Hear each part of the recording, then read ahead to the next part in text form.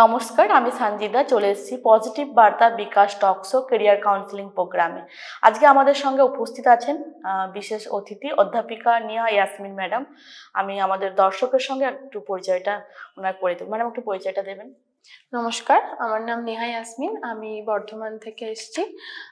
আমি Shefali Memorial nursing ইনস্টিটিউটের একজন সিস্টার টিউটর হিসেবে জয়েন করেছি।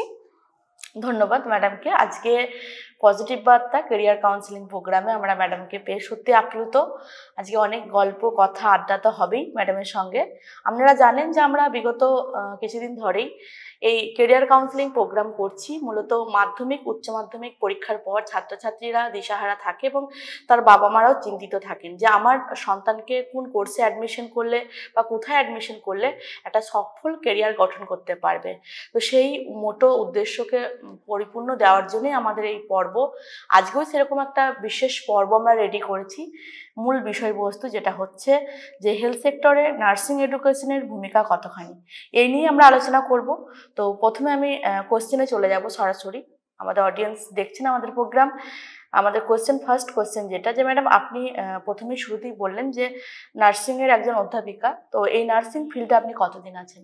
ম্যাডাম, আমি যে ফার্স্টে বলে দিই, আমি বিএসসি নার্সিং কোর্স করেছি। তো আমি 4 বছর ধরে বিএসসি নার্সিং কোর্স হয় পড়াশোনা করেছি। তারপর আমি 1 মাস হসপিটালে করেছি, জয়েন করেছিলাম সিস্টার হিসেবে, আইসিইউ সিস্টার হিসেবে। অ্যান্ড দেন আমি শেফালি মেমোরিয়াল নার্সিং ইনস্টিটিউটে সিস্টার টিউটর হিসেবে বিগত 5 মাস হলো আমি জয়েন করেছি। ধন্যবাদ ম্যাডামকে। আমি নেক্সট কোশ্চেনে যাব ম্যাম, যে এই প্রফেশনে আপনি কতটা স্যাটিসফাইড? ম্যাম, আমি এই প্রফেশনটা অ্যাকচুয়ালি আমি ছোটোবেলা থেকেই ভেবেছিলাম যে আমি মেডিকেল ফিল্ডে যাব। তো অ্যাজ আ নার্স হিসেবে আমি প্রচুরই স্যাটিসফাইড আমার জবকে নিয়ে। আর টিচিং অ্যাজ এ টিচার হিসেবে তো আমি খুবই খুশি। আর টিচিং অ্যাকচুয়ালি আমার এটাই ছিল যে নার্সিং করে আমি টিচিং আরও স্টুডেন্টসদেরকে নার্সিং ব্যাপারে শেখাবো, তাদের টিচিং করব। এটাই হচ্ছে আমার ইচ্ছে ছিল। খুবই ভালো। আমরা প্রত্যেকেই জানি নার্সিং একটা নভেল প্রফেশন। সেই প্রফেশনে নিয়ে আলোচনা করতেই আমাদের খুব ভালো লাগছে। অনেকেই নার্সিং কোর্স পড়তে যায়, তাদের অনেক রকম কোয়ারিজ থাকে। সেই কোয়ারিজের সমস্ত অ্যান্সার আমরা দিতে পারবো। আমরা অনেক ভিডিও অলরেডি আগে করেছি, এরপরেও অনেক ভিডিও হবে। তো আজকে আমাদের বিষয়বস্তু নিয়ে কথা বলবো। আজকে যে বিষয়বস্তুটা রেখেছি, যে হেলথ সেক্টরে নার্সিং এডুকেশনের ভূমিকা। এই যে এত মানুষের মধ্যে শারীরিক সমস্যা বলুন বা অনেক পেশেন্ট বাইরে চলে যাচ্ছে, আমরা প্রত্যেকেই জানি যে ভালো থাকতে গেলে সুস্থ থাকতে হবে মেনলি, এবং তার জন্যই কিন্তু নার্সিং এডুকেশনের ভূমিকা অনেকখানি থাকছে। ডক্টরের পাশাপাশি আমরা একটা নার্সকে পুরো বলতে পারি যে ডক্টরের পরের স্থানটা কিন্তু নার্সের থাকছে। তো সেক্ষেত্রে যদি ম্যাডাম একটু বলেন যে কতখানি ভূমিকাটা। একদম, প্রথমত আমি বলি নার্সিংটা হচ্ছে একটা প্রচন্ড একটা নোবেল প্রফেশন। এটাতে আমরা মানুষ ভাবে যে এটাতে আমরা শুধু চাকরির ক্ষেত্রে আমরা করতে পারি, কিন্তু এখানে আমরা অনেক কিছুই শেখার আছে মেয়েদের যারা নার্সিং প্রফেশনটা চুজ করে। আমরা প্রতিদিন যে হসপিটালে আমরা বিভিন্ন পেশেন্ট দেখতে পাই, তাদের সাথে আমরা ইন্টারাক্ট করি। তো আমরা বুঝতে পারি যে দৈনন্দিন জীবনে মানুষের কত রকম সমস্যা হয়। তো আমরা সেটাকেই চেষ্টা করি যে যাতে মানুষ ভালো থাকুক, তাদের সুস্থ থাকুক। আর ডাক্তার তো থাকেই অবশ্যই, তারা তো একদমই দরকার, কিন্তু ডাক্তারের পরের স্থানটা হচ্ছে একজন নার্স। একটা পুরো একটা হসপিটালে ওয়ার্ড বলুন, সেখানে নার্স ছাড়া সেই হসপিটালটা চলবে না। যদিও ডক্টর একটু হলেও কোনো কিছু বলে, ধরুন কোনো মেডিকেশন দিতে হবে এটা বলে তারপর তিনি চলে যান, কিন্তু একজন নার্স ছাড়া সেই হসপিটালটা কোনোদিনই সফলভাবে চলতে পারে না। তো আমি তো এখন অ্যাজ আ ক্যারিয়ার কাউন্সেলিং এই প্রোগ্রামটার হিসেবে আমি এটাই সবাইকে বলবো যে এরপরে যারা স্টুডেন্টসরা আছে তারা যেন নার্সিং প্রফেশনটাকেই চুজ করে, কারণ এটা খুবই একটা প্রফেশন যেখানে আমরা বিভিন্ন এথিক্স এবং ডিসিপ্লিন শিখে থাকি। এটা হ্যাঁ ঠিক আছে, 4 বছরের কোর্স বিএসসি, আর জিএনএমটা 3 বছরের।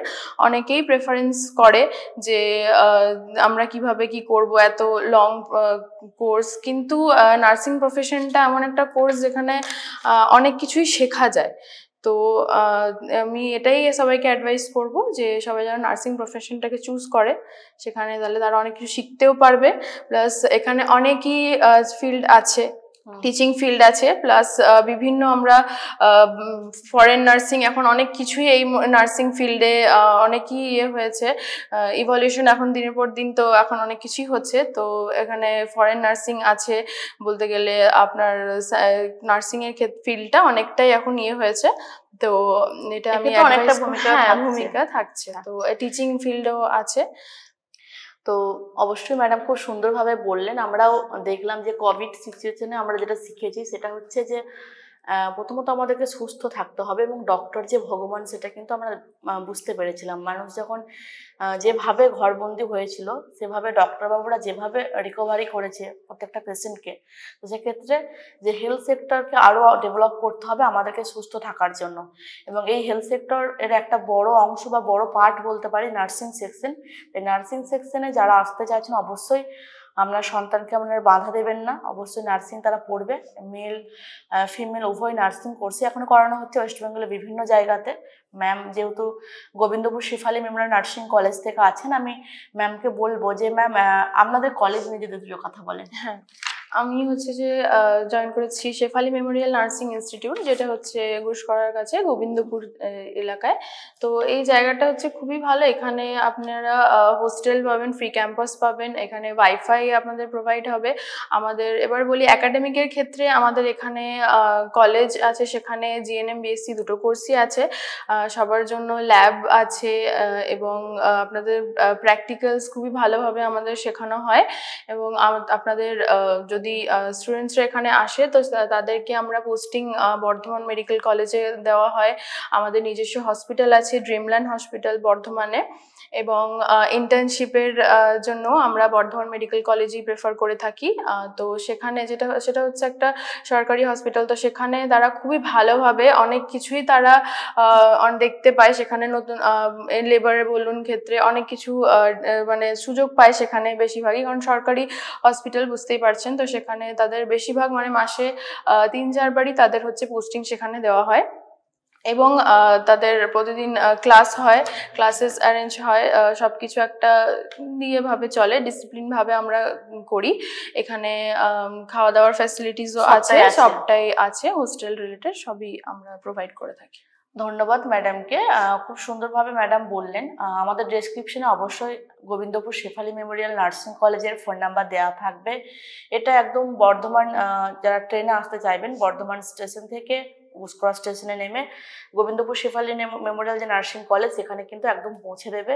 এর পাশাপাশি বাসেও আসা যাবে। এছাড়া বিভিন্ন ডিস্ট্রিক্ট থেকে আমাদের স্টুডেন্ট আছে, মুর্শিদাবাদ, নর্থের বিভিন্ন ডিস্ট্রিক্ট থেকে, সেখান থেকেও কিন্তু স্টুডেন্ট এখানে আসে। যেহেতু এখানে পরিবেশটা খুবই সুন্দর, আমরা প্রথমত বাবা মার চিন্তায় থাকে যে আমার সন্তান যে এখানে পড়াশোনা করবে সেখানে পরিবেশটা যেন বাড়ির মতো হয়, একদম বাড়ির মতো এখানে ট্রিটমেন্ট করা হয়। এবং যেহেতু খুব মানে একদম শহর নয় এবং একদম গ্রাম্য সেটাও নয়, একদম ছোট্ট শহর ঘুষকরার কাছাকাছি এই কলেজটি আপনার সন্তানের জন্য, এই কলেজটিকে অবশ্যই আপনারা চুজ করতে পারবেন। অসংখ্য ধন্যবাদ।